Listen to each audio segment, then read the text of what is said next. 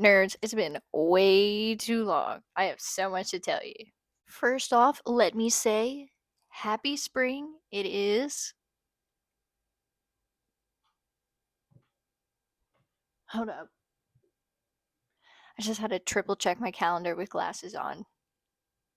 It is, in fact, March 20th, which is the first day of spring. You know why I'm back? We finished a book. We finished another book. But first, before I jump in, I just want to say I hope you all have been well since I've been away. Hope life's been treating you kind. And hope you're doing well today, or night, or whenever you're watching this. Our second book in the series that I'm going to be sharing with you is The Hurting Kind by Ada Limón. Alright, and before we jump into the poems themselves, let me just read a little thing I wrote about the book. The hurting kind strips the skin of distraction, looks into us and says, "You are here."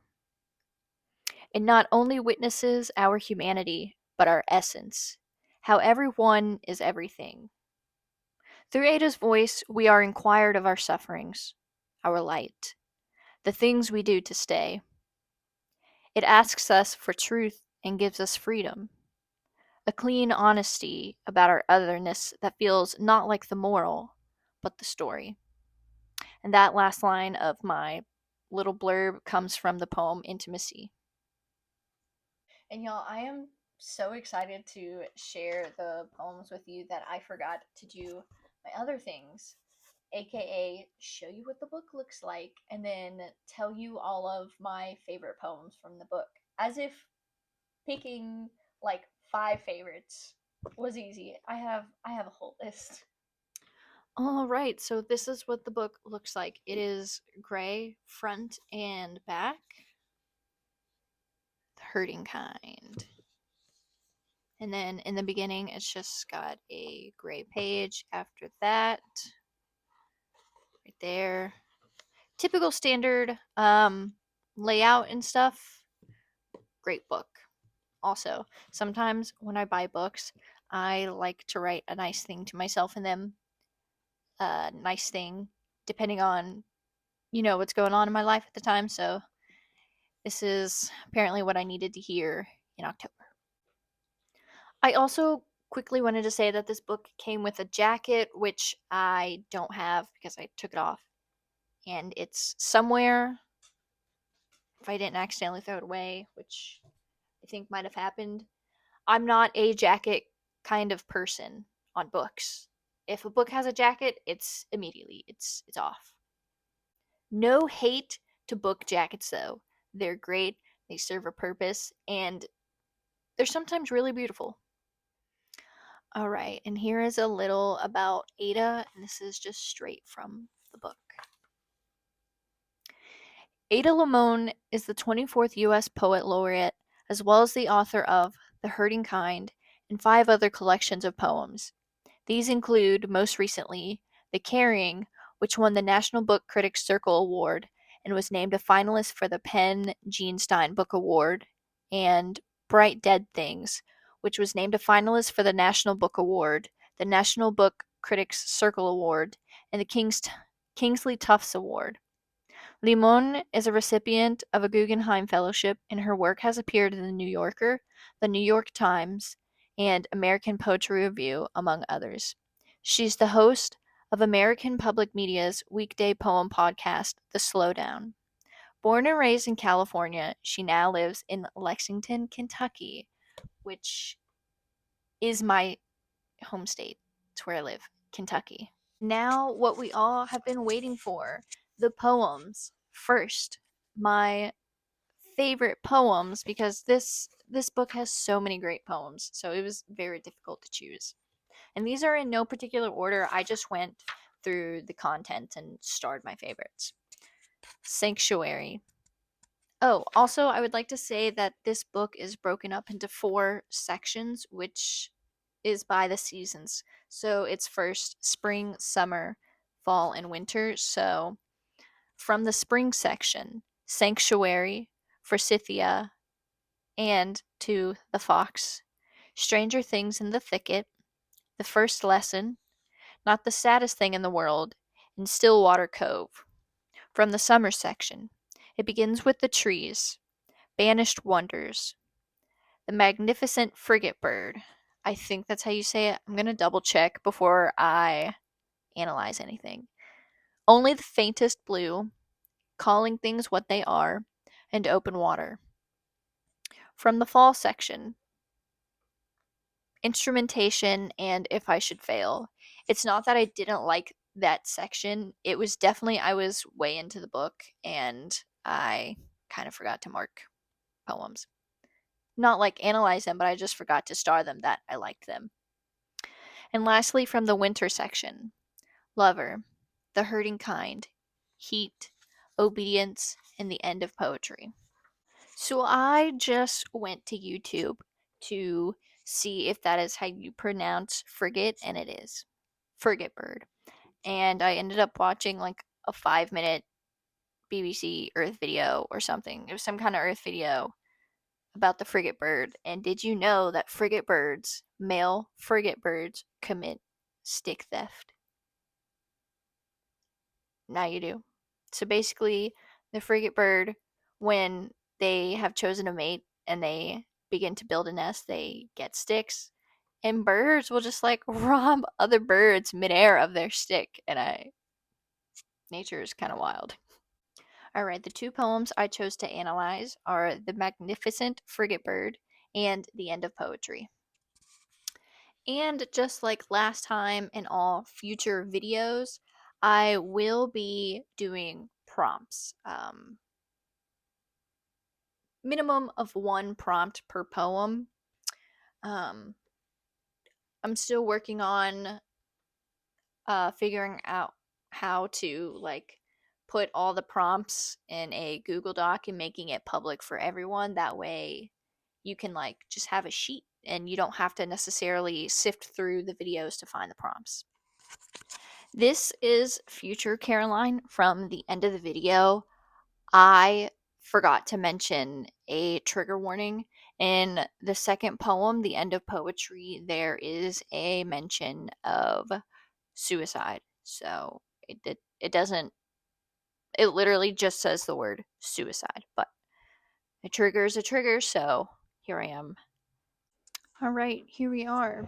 We are on, I think it's page 34. Yeah, page 34 of the book if you have it. So, like last time and future videos, I will be reading each poem twice. Each read might not be exactly the same. The Magnificent Frigatebird. Is it okay to begin with the obvious? I am full of stones. Is it okay not to look out this window, but to look out another? A mentor once said, "You can't start a poem with a man looking out a window. Too many men looking out a window." What about a woman? Today is a haunting. One last orange on the counter. It is a dead fruit. We swallow dead things. Once, in Rio near Leblon, large seabirds soared over the vast South Atlantic Ocean. I had never seen them before. 8-foot wingspan and gigantic in their confident gliding, black, with a red neck like a wound, or a hidden treasure, or both. When I looked it up, I learned it was the Magnificent Frigatebird. It sounded like that enormity of a bird had named itself. What a pleasure to say, I am magnificent. And, too, they traveled as a team, so I wondered if they named each other, generously tapping one another's deeply forked tail or their plumage, glistening with salt air, their gular sac saying, You are magnificent.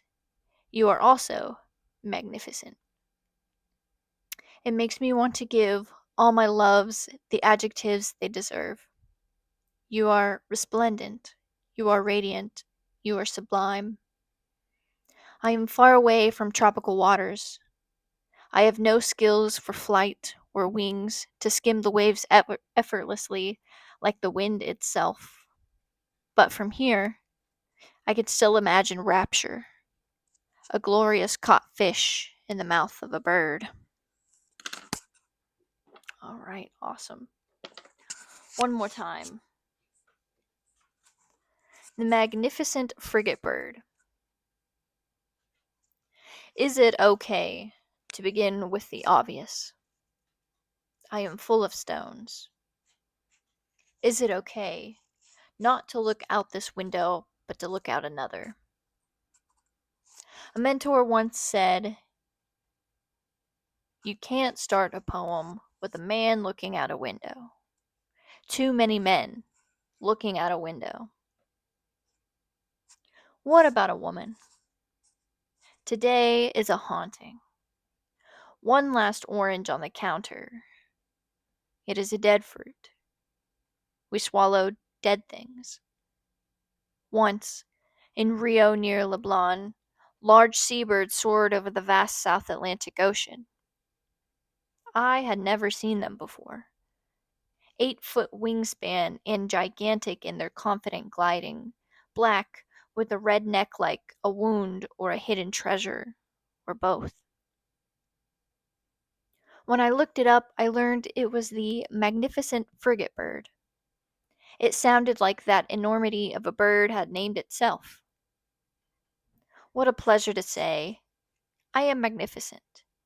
And two, they traveled as a team, so I wondered if they named each other, generously tapping on one another's deeply forked tail or their plumage, glistening with salt air, their gular sacks saying, you are magnificent. You are also magnificent.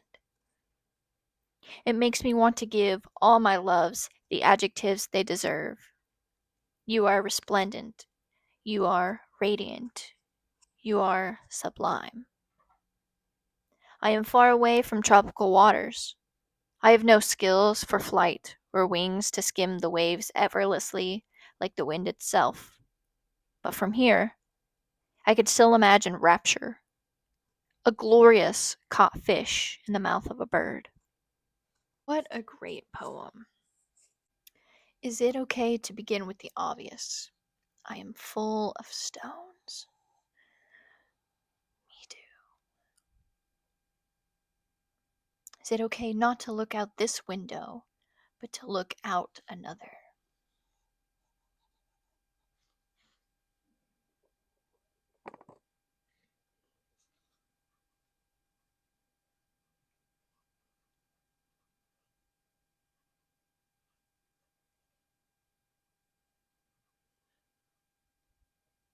I just wrote perspectives and paths.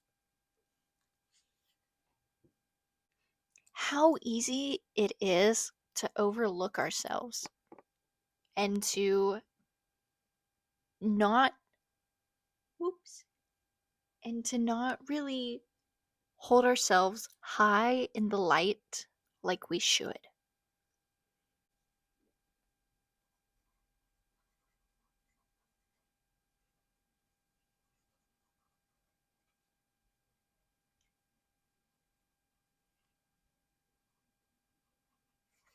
I just wrote forgetting ourselves, overlooking, worth.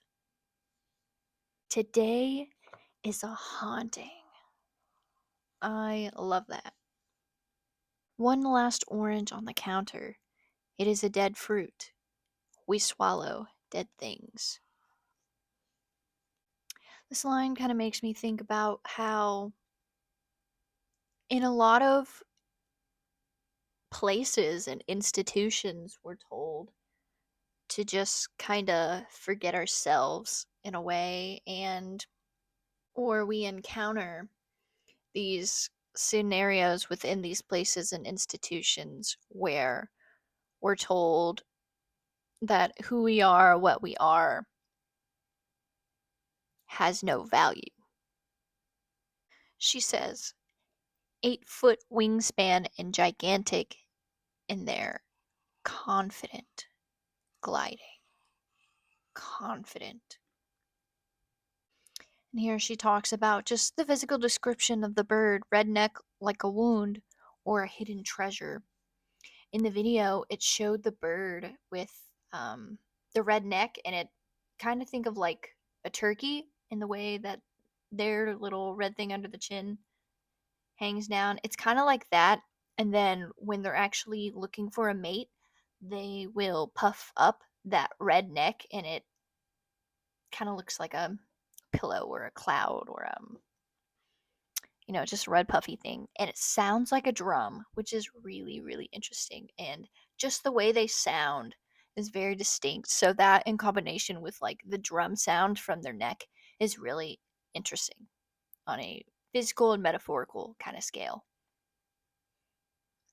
What a pleasure to say, I am magnificent. You are magnificent. You are also magnificent in the fact that they travel as a team.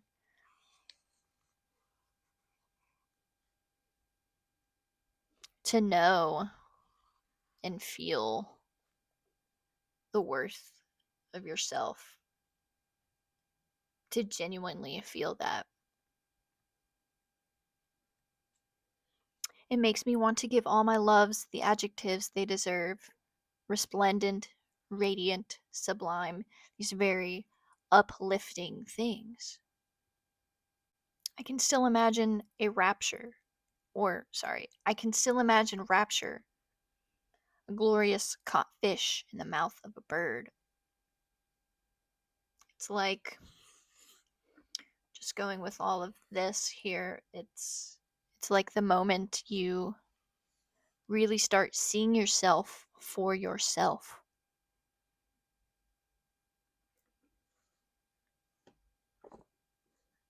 Here I'm just writing, living from a place of honor.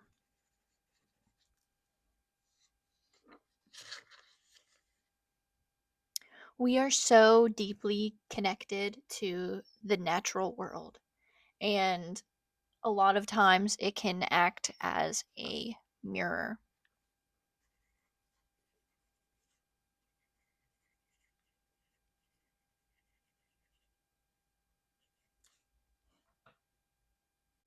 Also, over here, just gonna write the word community. I recently went to something here in Louisville called LDB Fest. All right, it is a music festival that is just 2 days of nothing but awesome hardcore music. And yesterday, Saturday, was the second and final day, and I can't really put into great words how I felt when I came home. It was my second LDB, and it was nothing short of the awesomeness that I experienced the first time.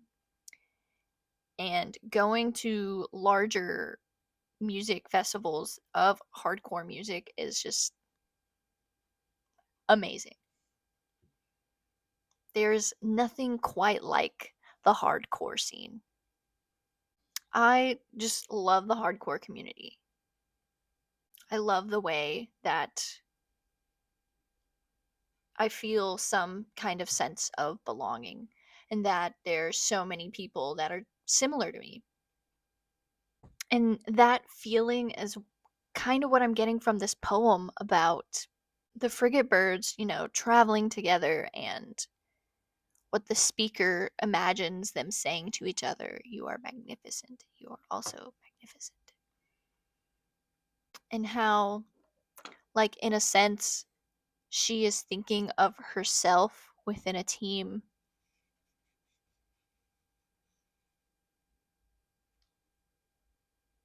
Within a community.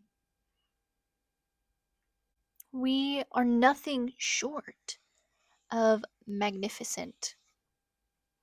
I really like how it's the speaker looking at the birds. And if you think of ourselves as the birds, I just get this really great idea about, what it would be like if we were the birds and someone was in the speaker's situation where they saw these birds for the first time and was just like, God, how amazing, how wonderful. These creatures are magnificent. And I feel like that's just how we have to think about ourselves. Like, wow, I'm amazing. And it's really not to like puff up our own heads or egos.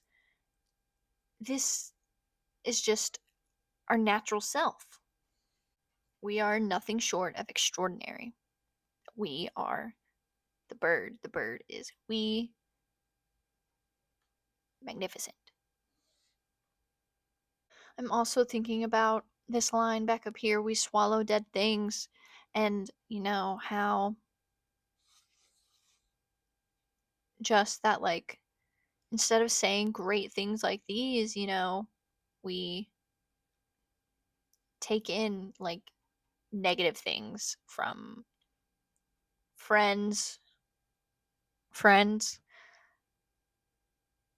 higher ups, institutions, family, and how that can really, lower us and just dirty up our own view or give us the wrong perspective on ourselves and the world. I had a cup of tea earlier, and the little bag has little papers on it with little sayings. And there's an Emily Dickinson quote that went something along the lines of, beauty is not caused, it is. And I feel that so much about the bird, the frigate bird, us, nature in general, the world. Beauty is not caused, it is. We just naturally are magnificent, resplendent, radiant, sublime. I really didn't know that the analysis of this poem was going to be like so uplifting and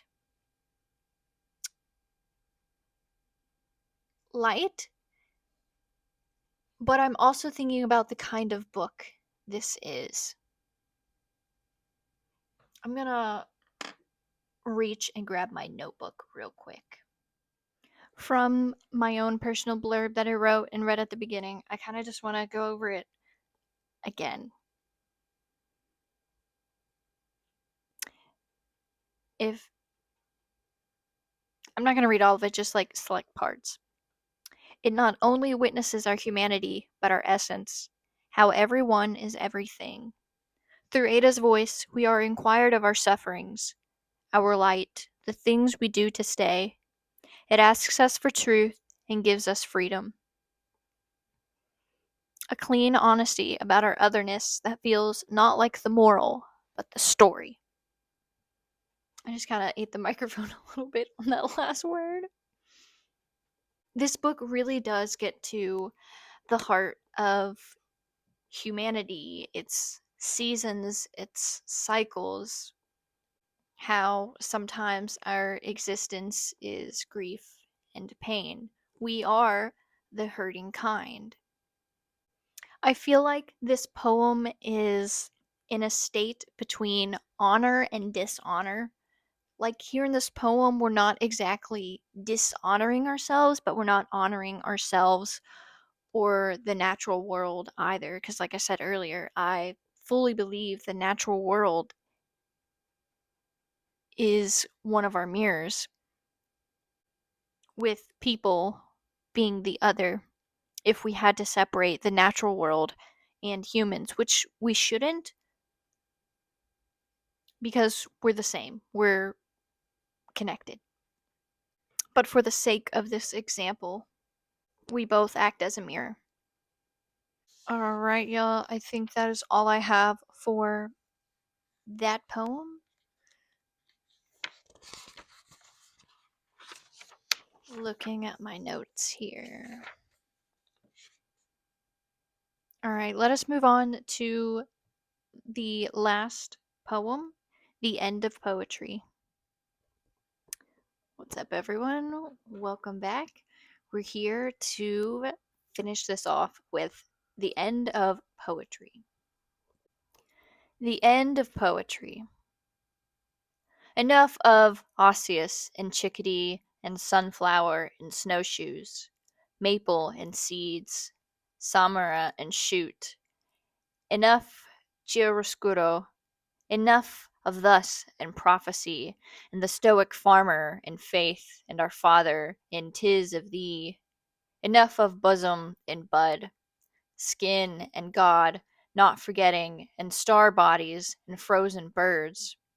Enough of the will to go on and not go on, or how a certain light does a certain thing. Enough of the kneeling and the rising and the looking inward and the looking up. Enough of the gun, the drama, and the acquaintance's suicide, the long lost letter on the dresser. Enough of the longing and the ego and the obliteration of ego. Enough of the mother and the child and the father and the child, and enough of the pointing to the world, weary and desperate. Enough of the brutal and the border. Enough of can you see me? Can you hear me? Enough I am human. Enough I am alone and I am desperate. Enough of the animals saving me. Enough of the high water. Enough sorrow. Enough of the air and its ease. I am asking you to touch me. Y'all.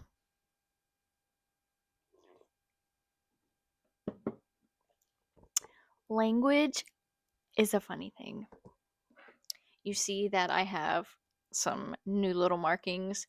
I honestly didn't know how to pronounce these, and I just kind of went for it. So, the second read of The End of Poetry.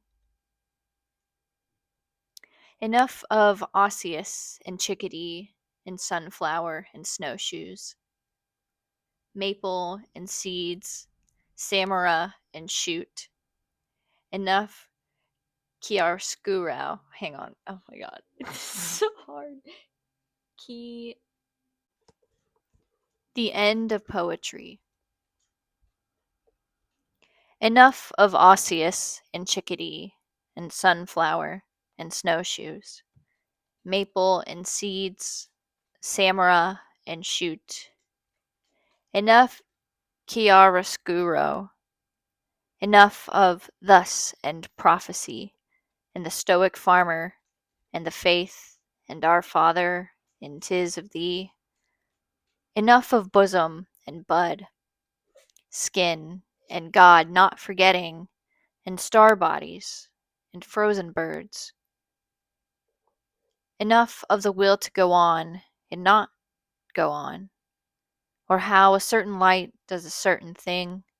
Enough of the kneeling and the rising, and the looking inward and the looking up. Enough of the gun, the drama, and the acquaintance's suicide, the long lost letter on the dresser. Enough of the longing and the ego, and the obliteration of ego. Enough of the mother and the child and the father and the child, and enough of the pointing to the world, weary and desperate. Enough of the brutal and the border. Enough of can you see me? Can you hear me? Enough I am human. Enough I am alone and I am desperate. Enough of the animal saving me. Enough of the high water. Enough sorrow. Enough of the air and its ease. I am asking you to touch me. I'm not gonna lie, this word right here giving me a run for my money, y'all. That is so I didn't know how to pronounce it, and I looked it up and I tried the second time to pronounce it correctly, and it's just hard. It was hard. I really love that this is the last poem in the collection. The End of Poetry. What I also really love about this poem is that sorry if I keep dee dee dee at the, I talk with my hands and you obviously can't see me, but I'm still talking with my hands. Anyway, I really love how this poem is like a slow strip of everything around us, and it's saying, "Look at me. I am asking you to touch me." I know this is gonna sound crazy, but this is the poem that would make me put this book under my pillow and sleep with it under my pillow. And as weird as that may sound to do, it's actually not in my nature to do that. What I'm trying to say is I've actually slept with a book under my pillow because I loved the book that much, and there's this one poem in particular that I really liked. I feel like when you get to the end of the poem, you're at this moment where there are no more words. It is the end of poetry. Enough of the distraction, enough of the physical silence, and we just get to that point where we're not speaking physically at all anymore. This is the point of witnessing, of being seen yet seeing. This poem is a silent scream. It is saying, "Look at me, look at me, look at you." Like many other poems in the book, this is one of those poems that mirrors so well, so accurately what we are trying to say. There are so many lines that I love. As you can see, I have many underlined, I have stuff circled. So let's go through, physically what we've got going on here. And I do know that this is something I forgot to do with the first poem. And that is because I just got too excited about exploring poetry with you that I forgot. I was overcome by the Holy Spirit of poetry. This poem is all relatively longer lines. It is all one stanza. I also believe that this is one sentence and that the only punctuation we have is, let's see, there's only, yeah, one period and then a bunch of commas.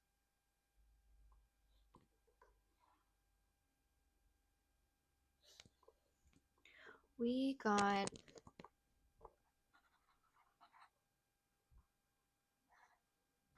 sorry, I had to stop for a second and figure out how to spell monologue. It's very much giving me that moment in a Shakespeare play where the character is at the breaking point or the volta of the plot and is giving that great, big, memorable monologue. All right. Turning point.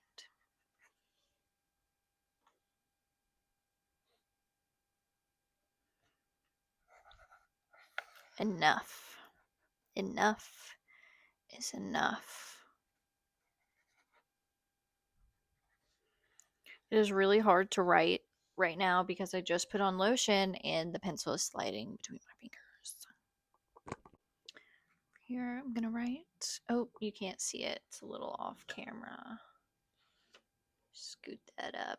Yeah. Can you see this? Barely. Okay, I'm gonna turn that a little bit. Oh, let's see. I am enough. Always I am enough. This is also kind of like saying, on another hand, that we don't need to come off or pretend to be like all these other things when our self is just great, you know?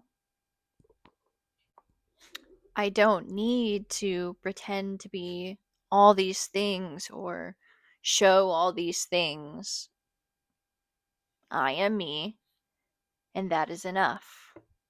Enough is enough. It rings to the themes of the book. You know, the overall theme, humanity here, you know, connection, interconnectedness. This poem really gets down to the core, which is us.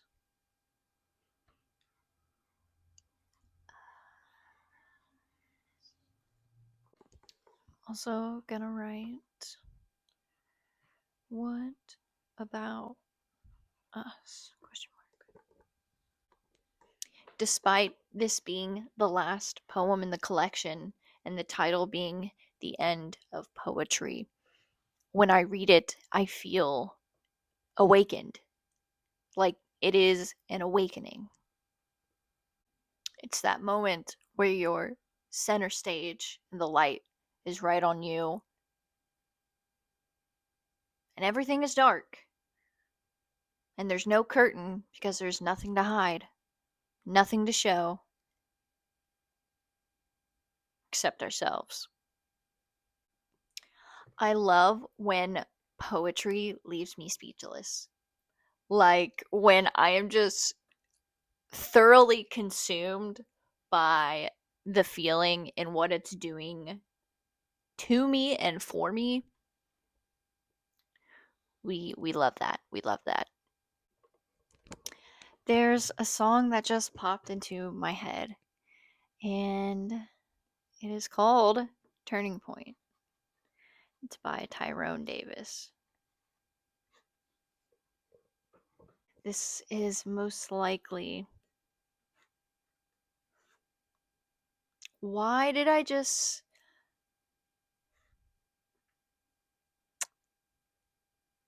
Wow. So, what I meant to do was write a P the regular way. P for prompt, right?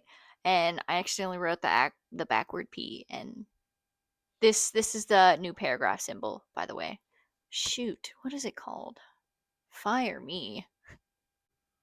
What a wonderful, wonderful poem. And this whole book, fantastic. Phenomenal.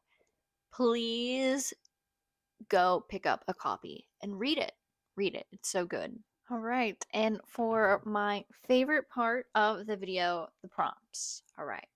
So I only wrote one for the first poem we did, which was the Magnificent Frigatebird. Write a prompt that honors. What? Okay. Write a poem that honors. A poem that correctly places something, someone, someplace, or your subject in mind. High in the light.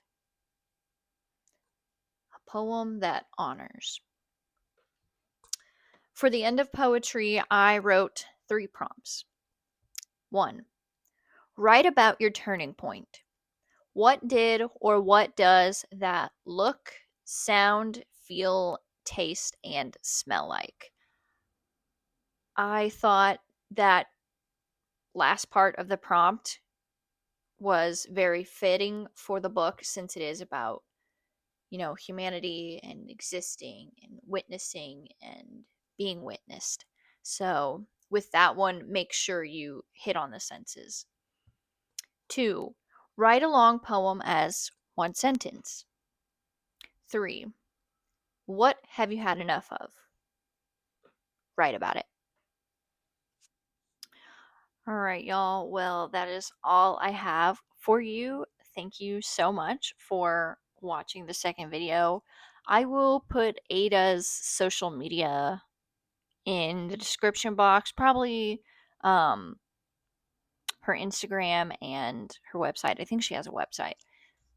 I'm still new to creating and posting on YouTube, so I'm not exactly sure how to make stuff hyperlinked, but I'm going to figure that out. Thanks. Until next time.